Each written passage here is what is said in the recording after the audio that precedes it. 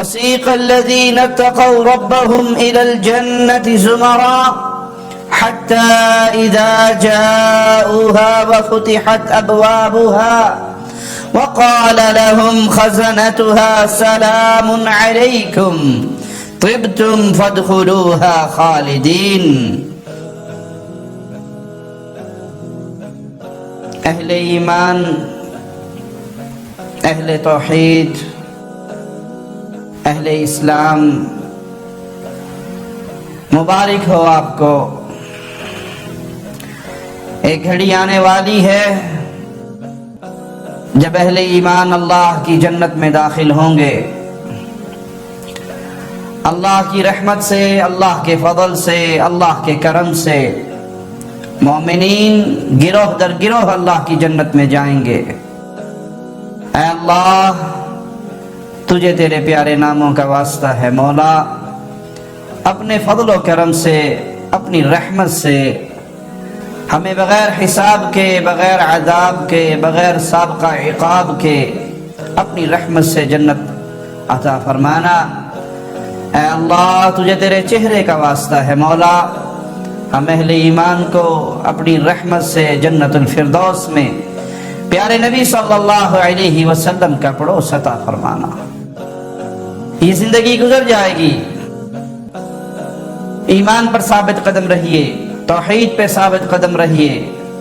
آزمائشوں پہ ثابت قدم رہیے، پریشانیوں کو، غموں کو، دکھوں کو اس جنت کی یادوں میں بھلا دیجئے کہ اہل ایمان پر آزمائشیں آیا کرتی ہیں، توحید کے عقیدے کو ماننے کے بعد تکلیفیں آیا کرتی ہیں، لا الہ الا اللہ کے معانی مفاہیم کو کھول کر بیان کریں تو قوم، برادری، عزیز، دوست، رشتہ دار ظلم و ستم ڈھایا کرتے ہیں۔ یہ شروع سے چلا آ رہا ہے، اور اہل شرک ہر دور میں اہل ایمان پر اپنی طاقت کے مطابق مصیبت کے پہاڑ توڑتے ہیں، توڑتے رہیں گے، لیکن اہل ایمان ثابت قدم رہیے۔ اس خوشخبری کو اپنے لیے بہت بڑا انعام سمجھیے جو مالک نے کتاب اللہ میں، اپنے کلام میں ہمارے لیے بیان کی۔ وَسِيقَ الَّذِينَ اتَّقَوْا رَبَّهُمْ إِلَى الْجَنَّةِ زُمَرًا، جو لوگ اپنے رب سے ڈرتے رہے ہوں گے، قیامت کے دن انہیں چلایا جائے گا اللہ کی جنت کی طرف۔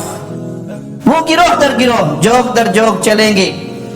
اور اللہ کی جنت میں داخل ہوں گے۔ حَتَّى إِذَا جَاءُوهَا وَفُتِحَتْ أَبْوَابُهَا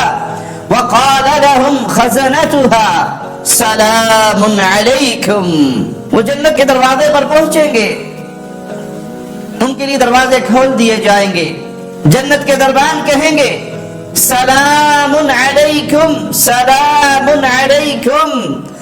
تم پر سلامتی ہو، طبتم فادخلوها خالدین، تم پاکیزہ رہے، تم اس میں ہمیشہ ہمیش کے لیے داخل ہو جاؤ۔ تو اہل جنت جب جنت میں داخل ہوں گے، وہ گروہ در گروہ چلیں گے، خوشی سے پھول نہ سماتے ہوں گے، ان کے چہروں سے نور جھلکتا ہوگا۔ رسول اللہ صلی اللہ علیہ وسلم نے فرمایا جنت کے دروازوں کے درمیان 70 برس کا فاصلہ ہوگا، دو دروازوں کے درمیان 70 برس کا فاصلہ ہوگا، اور اہل ایمان اس میں سے داخل ہوں گے، اور یہ جنت کے دروازے اس وقت بھر جائیں گے۔ جنت میں پانی کا سمندر، شہد کا سمندر، شراب کا سمندر، دودھ کا سمندر، اور انہی سمندروں میں سے پھر آگے نہریں نکالی جاتی ہیں۔ یہ سب اہل ایمان کے لیے نعمتیں ہیں اس جنت میں، جس جنت کا اہل ایمان سے ایمان کی بنیاد پہ وعدہ ہوا ہے۔ ایک اور موقع پر رسول اللہ صلی اللہ علیہ وسلم نے فرمایا اس ذات کی قسم جس کے ہاتھ میں محمد صلی اللہ علیہ وسلم کی جان ہے، جنت کے دو دروازوں کے درمیان اتنا فاصلہ ہے جتنا مکہ اور بصرہ کے درمیان، اتنی بڑی اللہ کی جنت اور اتنے بڑے وہ دروازے، اور اہل ایمان گروہ در گروہ ان دروازوں سے جنت میں داخل ہوں گے۔ اہل ایمان جب جنت میں داخل ہوں گے تو ان سب کے دل ایک طرح کے ہوں گے، یعنی ان میں کوئی بغض، کوئی عناد، کوئی دشمنی، کوئی رنجشیں نہیں ہوں گی، ان کے دل پاک صاف کر دیے جائیں گے۔ نبی کریم صلی اللہ علیہ وسلم نے فرمایا میری امت کے 70,000 راوی حدیث کو شک ہے کہ 70,000 یا 7 لاکھ آپ نے فرمایا، وہ سب اللہ کی جنت میں داخل ہوں گے ایک دوسرے کو تھامے ہوئے، سب کے چہرے 14ویں کے چاند کی طرح چمکتے ہوں گے۔ اس حدیث سے پتہ لگا کہ وہ ایک دوسرے کو تھامے ہوئے، یعنی ایک ہی صف کے اندر وہ اس طرح اللہ کی جنت کے اندر داخل ہوں گے۔ رسول اللہ صلی اللہ علیہ وسلم نے فرمایا جنت کے 8 دروازے ہیں، ان دروازوں میں سے ایک دروازہ باب الریان ہے جس سے صرف روزے دار داخل ہوں گے۔ رسول اللہ صلی اللہ علیہ وسلم کا فرمان ہے جس نے گھوڑوں کا، اونٹوں کا یا غلاموں کا ایک جوڑا اللہ کے راہ میں دیا، گھوڑے اللہ کے راہ میں یا اونٹ یا غلاموں کا ایک جوڑا، یہ ایک جوڑا اللہ کے راستے میں دینے والا، اسے جنت کے دروازوں سے آواز دی جائے گی کہ آ جاؤ میرے اندر سے داخل ہو۔ مختلف اعمال پر جنت کے مختلف دروازے انسان کو پکاریں گے، اور روزے دار کو باب الریان سے آواز آئے گی، جہاد کرنے والے کو، صدقہ دینے والے کو، نمازیں پڑھنے والے کو، مختلف نیکیوں کے اعمال کرنے والوں کو ان دروازوں سے بلایا جائے گا، پکارا جائے گا۔ سیدنا ابو بکر صدیق رضی اللہ عنہ وارضا، پیارے نبی صلی اللہ علیہ وسلم کی اس امت کے افضل ترین شخص، وہ سوال کرتے ہیں یا رسول اللہ صلی اللہ علیہ وسلم، انسان جنت میں کسی ایک ہی دروازے سے داخل ہوگا، لیکن کیا کوئی ایسا خوش نصیب ہے جس کو جنت کا ہر دروازہ بلائے گا؟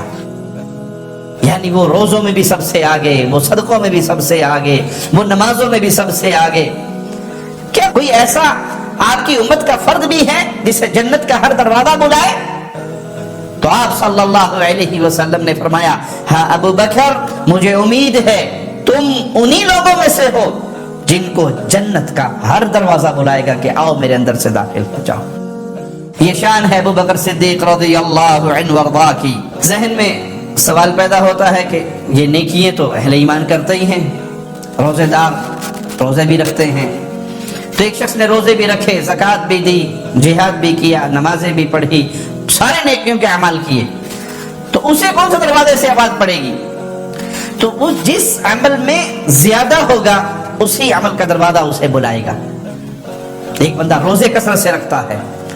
ایک بندہ صدقہ خیرات کثرت سے کرتا ہے، ایک بندہ نفلی نمازیں بڑی کثرت سے پڑھتا ہے، تو وہ اپنے جس عمل میں زیادہ ہوگا اسی عمل والا دروازہ اللہ کے اس بندے کو جنت میں داخل ہونے کے لیے اپنے اندر سے گزرنے کی دعوت دے گا۔ اہل جنت جب جنت میں داخل ہوں گے تو ان کی عمریں